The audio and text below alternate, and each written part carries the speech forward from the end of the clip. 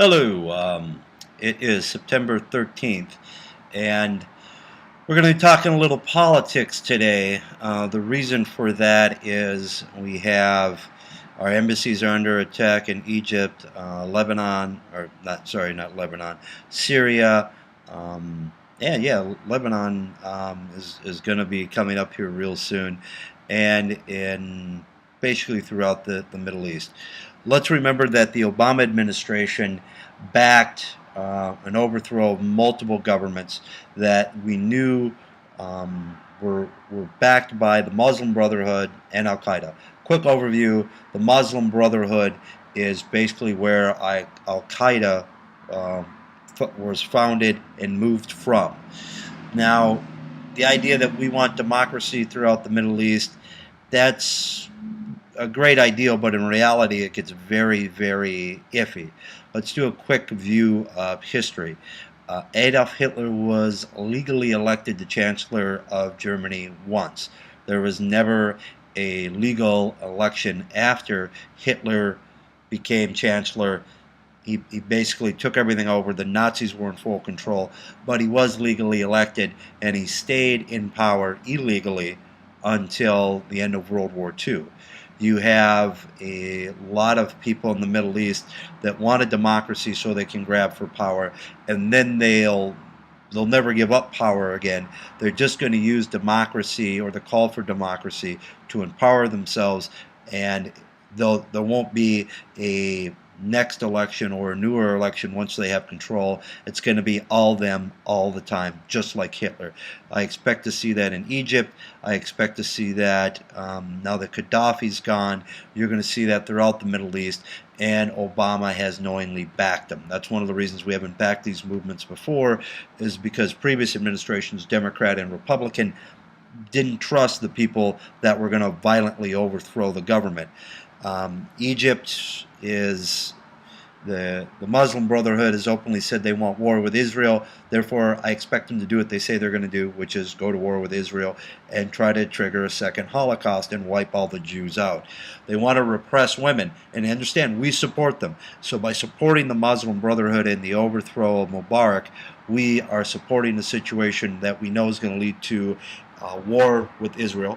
We know that it's going to take away women's right to get an education, women's right to vote, women's right to leave the house without being raped. That is Islamic law, which the Muslim Brotherhood want to put into place. That's why the Bush administration never backed the Muslim Brotherhood takeover of the Egyptian government.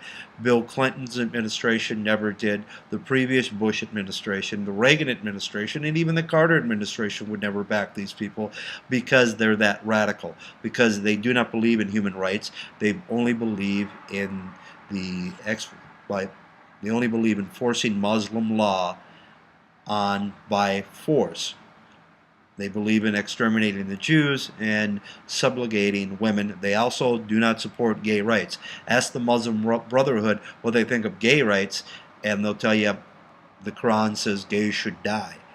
Now, it's unfortunate that we have a president that supports gay rights inside the United States, which is a positive, but then supports organizations that take over power throughout the rest of the world that kill gays, that support the oppression of women and gay people, that support the killing of gay people, which the Muslim Brotherhood do, and they also support the extermination of Jews and the removal of Jews from Israel, which would be a second Holocaust.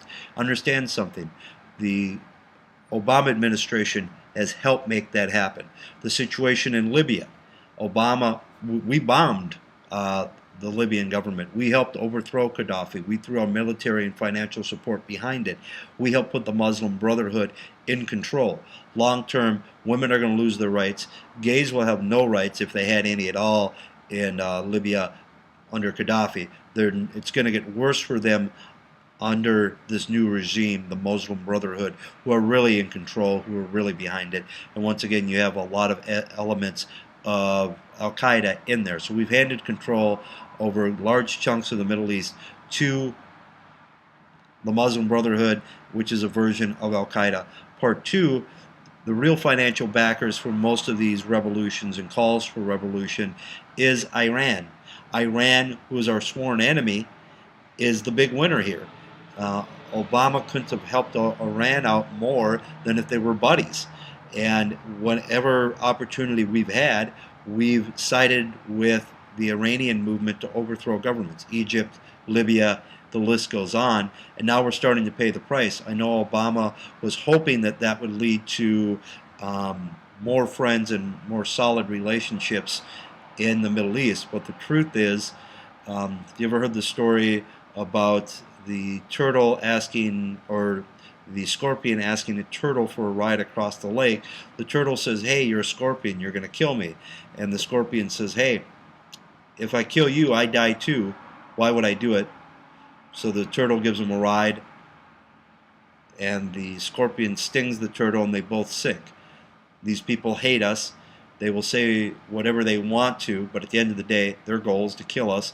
They're racist. They don't like white people. They don't like Catholics. They don't like Christians. The only ones they like are fellow Muslims and ones that believe in a strict view of Muslim law. And that's who we've helped put in power throughout the Middle East. And now our ambassador's dead, and we're going to have more and more problems, just like Jimmy Carter did. These are problems of our own creations. They were foreseeable, and we stepped right in it. And it's a huge negative, in my opinion, that this is happening. On the other hand, I'm happy that it's happening before the election, so the American people can see what the Obama administration has created, as opposed to this happening a month or two after the election and we having 4 more years of not being able to change the direction. One other thing, I know Hillary Clinton is the Secretary of State. Understand, she's not in charge. She's doing what her boss, Barack Obama, wants her to do. The most unexperienced president we've ever had. So she has to carry out his mistakes. I do not believe that if Hillary was truly in charge, if she was president and Barack was Secretary of State, that we would be doing a lot of the things we were doing. I think we'd have Mubarak in control of Egypt, and we wouldn't have our embassy under attack. Gaddafi would still be in charge in Libya, and our ambassador would still be alive if Hillary was president and she was actually making the decisions, as opposed to being Secretary of State and having to follow Barack Obama's lead. That being said, she's been a very loyal Secretary of State, but I am dying to see what her book looks like after this administration. Thank you.